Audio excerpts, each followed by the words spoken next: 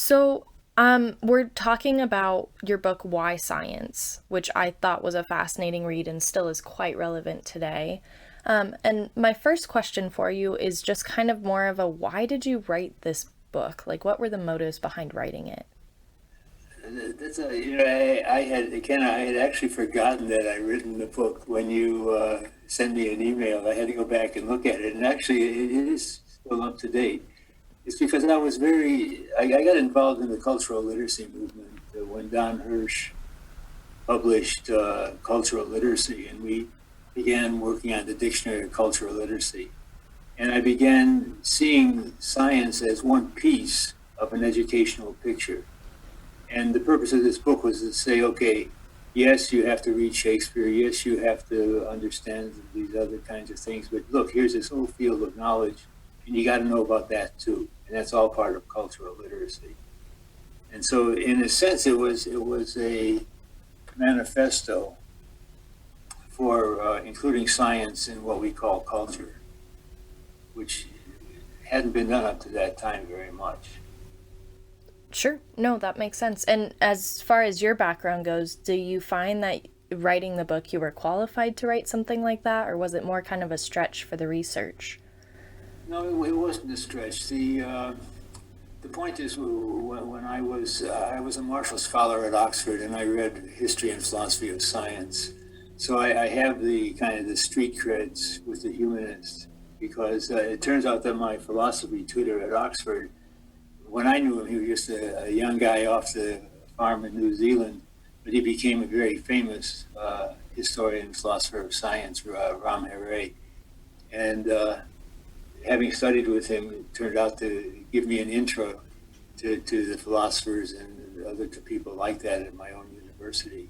So it wasn't a problem. And the thing is that there's a fair amount of data collected primarily by John Miller, but people like him, about what cultural literacy actually is, what people actually know about science, and that turned out to be really important in putting this book together. Sure, no, absolutely, that makes sense. Do you think that maybe with celebrity scientists such as, Neil deGrasse Tyson or Bill Nye, do you think that they're encouraging more scientific literacy, or are they Oh, kind of for doing the sure. opposite? Well, let me tell you a story about kind of a historical story. Sure. Back in the 1980s, when I started writing, it was not usual for scientists to do that. It was actually somewhat unusual. And I was visiting the University of Chicago, and they had put me up at the faculty club. And for some reason, which I've forgotten, I got there very early in the morning. Uh, and the young man at the desk was a typical University of Chicago student. Had a ponytail, a copy of Schopenhauer open on the desk, and he assigned me. And then he looked at me. He says, "I don't mean to be insulting, but don't you write popular books?" This was sort of the attitude that people had at the beginning back in the 80s. Now it's very different. And actually, Neil and I have just finished a book together for National Geographic. He does a terrific job of explaining science in a way that grabs people's attention, and that's something that's very hard for an academic to do. Yeah, absolutely. Did you find working with him was different than what you're used to, or was it something that Yeah, you I enjoyed? tend to be pretty much a lone wolf when I work. If I have worked with other people, but when you work with Neil, you're working with a whole office full of assistants, which makes it a whole lot easier. Sure, yeah, it seems like there's possibly more fact checking. Yeah, and yeah, and if something has to be changed, you don't have to do it. They'll do it. You can just look at it and say, yeah, that's okay. Sure. No, that is that is a lot easier to do when you're writing a book. Yes. So, I'm curious too, what would you recommend for somebody who might want to become more scientifically literate? Where would they start? What sorts of things Oh would you want them boy. to learn? I know it's a big question. I apologize. No. Well, it's a hard question to answer because it kind of you have to know where the person's starting. I mean, if one way to get in is things like watching Nova programs and reading books by people like Neil deGrasse Tyson or Brian Greene, which are explications of what goes on. Now, another thing that happens is now the publishing world has changed in such a way that serious research scientists write the book that explains their research. And I'm thinking of, for example, of Jennifer Doudna at Berkeley, who was one of the founders of the CRISPR technology, which is something that's going to revolutionize the entire world. Well, she's written a book that just describes this is how I got there. We did this experiment, we did that experiment, we tried this, we tried that. It's just a wonderful book to get into science and to understand something that's going to become very important. But I mean, you can read that book and not know anything about exoplanets, for example. On the other hand, you could read an exoplanet book and not know anything about CRISPR. So, there's a wide range of things that have to be known. I think Bob Hazen and I wrote a book once called Science Matters. But we've written a textbook and a book of scientific literacy that just takes each of these, I think there are 18 laws, and explains what they are, how they work. This is what the conservation of energy means. This is what it means to have electromagnetic radiation. This is what it means to have a nuclear fission. These kinds of things. So. No, that makes sense. It's more of just kind of where you're starting and what sorts of things. Yeah, but if I were, talking to someone who doesn't have to take the exam at the end of the course, which is most adults, then the best place to start is, well, what are you interested in? What grabs your attention, and then find something that fits that. And then you're absolutely right. You go to YouTube or you go to the TED Talks, and there's some very good lectures explaining these specific things. Sure. No, that makes sense. And that it's nice too, because you kind of get two mediums with that. You get the books and then also the videos, which is helpful as well.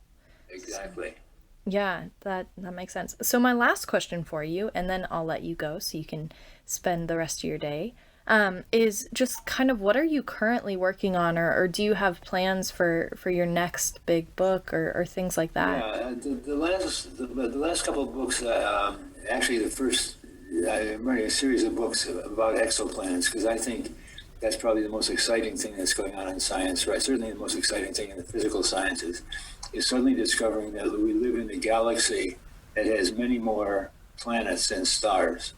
I mean, some planets are circling stars, some are just floating out by themselves. There's just all kinds of worlds out there to the point where you say, if you can imagine a world and it doesn't violate the laws of physics and chemistry, it probably exists out there. There are probably millions of them out there just waiting to be discovered. And so astronomer Mike Summers, who's at George Mason, and I wrote two books. We wrote a book that was called Exoplanets, where we just talked about, well, here's how you find them and here's what we're seeing out there, where we talked about what kind of life might exist on different kinds of exoplanets. The point is, we understand how life evolves. We know what the natural selection is. But natural selection is very sensitive to the environment. So if you have a very different environment, where's natural selection going to take you? These are the kinds of questions we ask.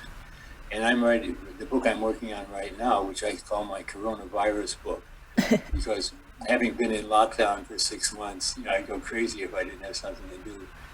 Is a book of, what's going to happen if we do make contact? Will we actually be able to talk to these guys? Will what's going to happen? What if that flying saucer lands on the White House lawn? And that's kind of fun to think about. Sure. That's a really big question, actually, too. I'm curious how you're going about answering that. Well, there's several things. First, you have to ask, what is a language, and how do languages work? And for example, Noam Chomsky has this idea of kind of what I call a genetic grammar, is that every language, every human language, has the same underlying set of grammar rules. I think this is accepted by a plurality of linguists. I won't say a majority because I'm not really sure that there is such a thing. So, I've written about that quite a bit in this draft that I'm putting together, where I give examples of rules where every language obeys the same rules, but the rules There are all the rules of the if-then type. If you have this kind of structure in language, then the sentences will come out this way. Then the question, people say, well, okay, let's not use language, let's use mathematics. And then you get in the question, well, what is mathematics? Is mathematics something we discover, or is it something we invent? And there are very strong arguments on both sides of this. So you very quickly, once you start thinking about this, get into these very deep issues. Sure. Yeah, absolutely. It could go on for ages and you could write a series of books. Yeah, well, unfortunately, I think that's true.